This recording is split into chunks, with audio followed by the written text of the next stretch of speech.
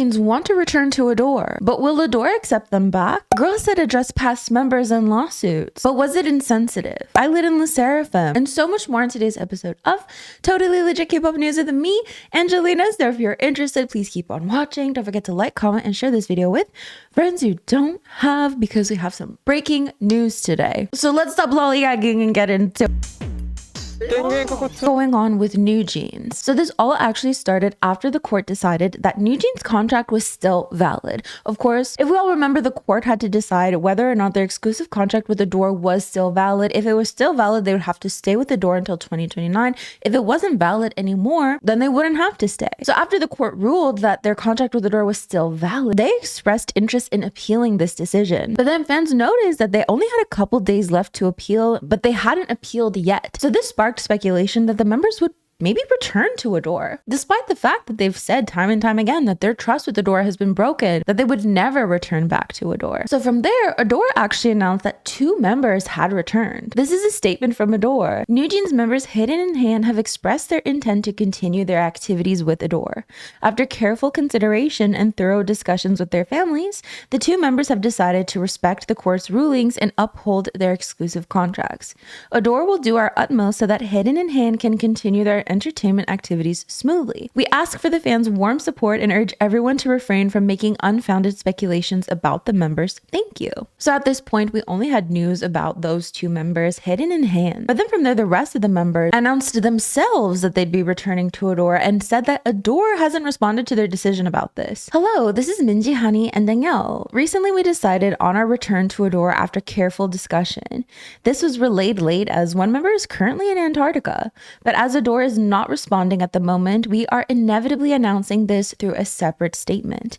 We will continue greeting you with sincere music and performances. Thank you. So that statement alone sparked even more speculation. Some people wondering if Ador would accept them back. Some people saying Ador is being shady by not responding to them. However, the statement did receive some backlash by some netizens who feel that the members are blaming Ador unnecessarily. They're blaming Ador again, lol. Seriously, how well must they have been treated to act like this? Coming back after losing everything over money and still behaving that way?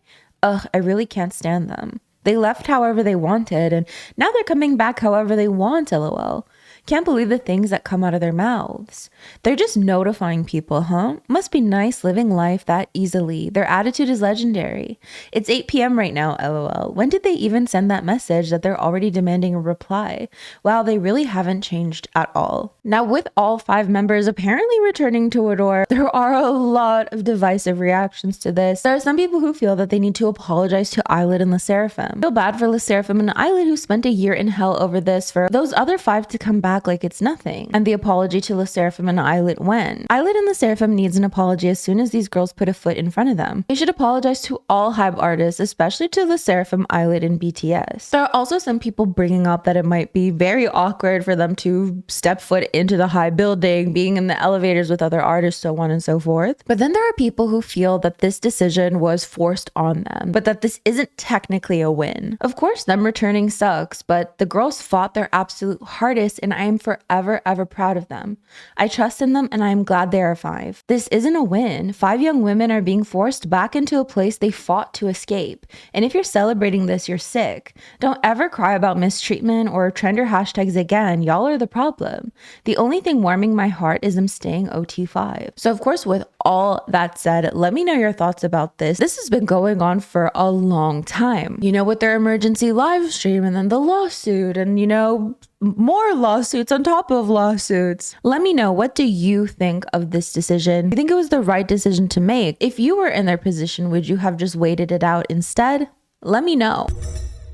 GIRLSET recently did an interview with Billboard where they actually touched on KG's lawsuit, Kaylee's health hiatus, and more. So for context, GIRLSET have rebranded into GIRLSET from Vicha. Vicha was a group that was formed by A2K America to Korea, basically a collaboration between JYP and Republic Records. I mean, they opened for twice. They were set to perform at Lollapalooza, but then one of their members went on hiatus, and then another member filed a lawsuit against the company. Now, the lawsuit was very detailed and outlined so many disturbing things. So when GIRLSET touched on this in the interview, it sparked a lot of reactions. Basically, the interviewer specifically mentions KG's lawsuit and Kaylee's health hiatus. And GIRLSET's response to that is basically that they'll share their story through their music because there's two sides to every story. So because people know what was in the lawsuit, what was described in the lawsuit, some people feel that it was insensitive to say that. So in response, Camila says, I do feel like songs is the way of saying how we feel, and I really hope people try to see that as our way of like sharing our story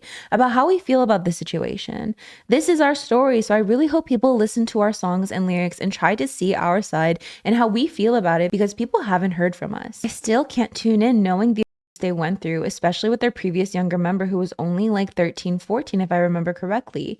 I honestly feel the same way about 50/50. I hate seeing idols suffer to continue their artistry. I don't care if you support these girls or not because it's none of my business, but I think it's absolutely crazy and out of touch to dismiss the two past members' experiences just because of these media trained answers. The concept of addressing a departure and lawsuit through music instead of just addressing it through a statement. Now, of course, there are some people who came to their defense, basically saying it's not that they're dismissing the two previous members' experiences, but just saying that they want to express what they went through as well. Though there's some people saying they're very media trained and their answers reflect that, you know, their rebrand really focuses on wording that express that this is what they want, that they have input in this, that they decided this is what they wanted to do. My first question is, were you surprised that the interviewer even mentioned KG and Kaylee at all? I think a lot of people were surprised that the question was even asked in the first place. And I think there's a lot of people coming at the interviewer. I would just say, given everything we know about the industry, I think it's quite common for questions to be predetermined. I think it's a little bit more rare these days for celebrities in general to be blindsided by their interviews. I think there's just way more level of control these days, you know, in comparison to like Britney Spears interviews you see 20 years ago, where the interviews just go rogue and they literally can ask anything and do anything, and the celebrities are just there like having to deal with it. I've seen a lot of people say, you know, if interviewers did that today, they would get blacklisted. Like there's a lot more power in the celebrities' hands these days. So let me know what you think about that. Do you think the questions were predetermined and they were ready to answer those questions, or do you think they were blindsided by those questions? Let me know what you think about the whole thing in the comments. Were ILLIT faking it? Fans have been discussing ILLIT and Le Sserafim recently because there was a video uploaded where Le Sserafim surprised ILLIT during their dance practice. For context, they were practicing Perfect Night by Le Sserafim, and people were criticizing their reactions to seeing Le Sserafim. So for context, this is their reaction. So, you know, they're screaming, they're shocked to see Le Sserafim. Now, while a lot of people were so happy to see an interaction between two groups that they really like, you know, they're technically sister groups if you think about it, there were some people saying, don't you see them every day in the high building? Isn't this a little exaggerated? Some people saying that it was scripted. Of course, a lot of people did come to their defense. I made a short about it, so let's read some of your comments. Honestly, why are people hating? It's such an emotional moment, even for me as a fan of both groups. Both ILLIT and Le Sserafim has been through so much hate and their interaction was so sweet. I'm pretty sure seeing your idols just saying hi or bowing whenever they see you is way different from them bringing a cake and surprising you. God forbid a teenage girl is excited. I hate negative people. They suffocate me. Even though they are family, Le Sserafim's still a celebrity in the ILLIT girls' eyes, so they're being overwhelmingly surprised is understandable.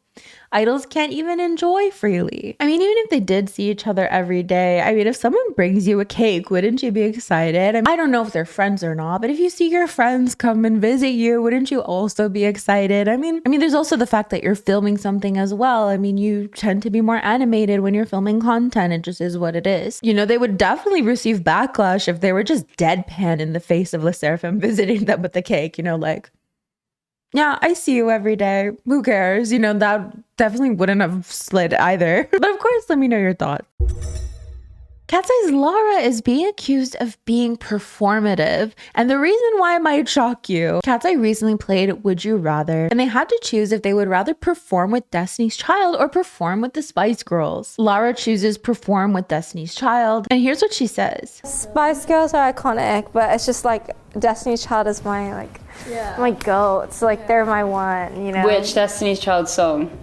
if you got one. Oh, that's really hard. So the video kind of cuts there, so it led to some people thinking that she doesn't know any Destiny's Child songs, that she's being performative. However, if you watch the full video, she does go on to mention the song Emotion, and the members talk about how they've all worked on Destiny's Child songs previously. People were also bringing up videos of Lara singing Destiny's Child songs in the past. This is literally pre-debut Lara singing Destiny's Child. Y'all are weird. Here are some more responses. Why is it always Lara? Like, can she not have an opinion anymore? OMG, let the girls live. The hate towards Lara is so forced. Like, they wouldn't even let Lara say her answer. Lara has always very openly loved R&B. This is like the biggest reach Antis could ever make. If someone asked me on the spot to recall song names for my faves, I could probably sing which ones I like fast and remember the titles. She never said she was a super fan. Fans worry about the wrong stuff, bro. It's time to touch grass at this point. It's always something with icons, bro. Like, it's annoying. I mean, it makes sense for her to pick Destiny's Child either way, even if she didn't know any songs, considering she's the main vocalist of the group. But of course, as always, let me know what you think in the comments. But with that, let's move on to Kpop Shenanigans, which are basically fun little things that have happened in K-pop recently and are quick news. A Papa John's franchise owner lost their lawsuit after they tried to sue an employee for allegedly stealing 37 IVE photo cards. The employee basically said the manager said they could take them, but this was a whole thing. I mean, it definitely begs the question, what would have happened to the photo cards otherwise? Would the photo cards have ended up in a landfill? You know, God forbid somebody try to be ecological. Katseye are releasing 2026 season greetings, which is typically what K-pop groups do, which has led to the conversation. If not K-pop, why K-pop shaped? As Karina recently did a live stream where she was reading, and some people thought it was really cute, though others did accuse her of being performative. Super Junior's Ituk went viral for posting this photo of Super Junior with member Siwon scribbled out. Fans were discussing former NMIXX member Jinny, who apparently reposted an NMIXX post. Though a lot of people are convinced this was a mistake because if you go to her Instagram now, it's nowhere to be seen. Speaking of reposts, it seems that Katseye's Daniela allegedly reposted her alleged boyfriend, so people have been discussing that. I was wondering, accidentally posted a picture of her without her necklace blurred out, which sparked some dating rumors, but it seems because she's sponsored by Bulgari that any non-Bulgari items need to be censored, which is why she censors it. Hyuna unfortunately collapsed on stage during Waterbomb, which led to a lot of people being worried about her. She did profusely apologize to fans and assured everyone that she was okay. But yeah, I reckon that is basically it for today's video. Thank you so much for joining me. Don't forget to like, comment, and share this video with friends you don't have. I'm so ecstatic that you guys are loving the background. I love it too. I know that the amount of faces might be a little creepy, but I kind of like it. I kind of like it, okay? I found a creepy statue in my basement.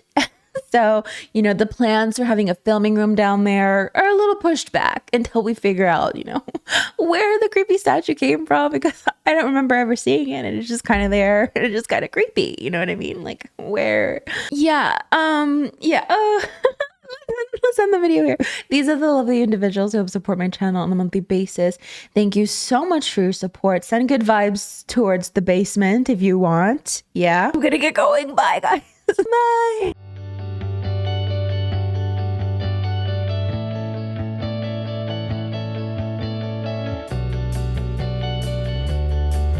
Let's move on to our discussion segment. I found this on Twitter. Basically, it touches on parasocial relationships, feeling like you're spending money on idols and then the love isn't really reciprocated, and kind of coming to that realization. On a burner, because embarrassed to be honest, I have a super depressing take on this as someone who used to go to fan signs and get interactions all the time. It's really shocking to me how quickly those interactions stopped when I couldn't afford a fan sign anymore. LMFAO, like, it really makes me feel like shit. Like, I immediately stopped being worthy of your attention since I can't spend big money anymore. And this was in response to someone basically saying, kind of a critique at a group for interacting with fans who spend more money, ? This of course sparked a lot of conversation. I'm gonna say what people don't like to hear, but if you go to fan signs, fan calls, send off, there's at least a part of you. Yeah. Me realizing in real time this should be a podcast episode. On that note, I'm going to end it here, but let me know your thoughts. I'll try to find some of your comments and maybe feature it in my podcast episode. Go subscribe to Kpop Cancelled, by the way. Go subscribe.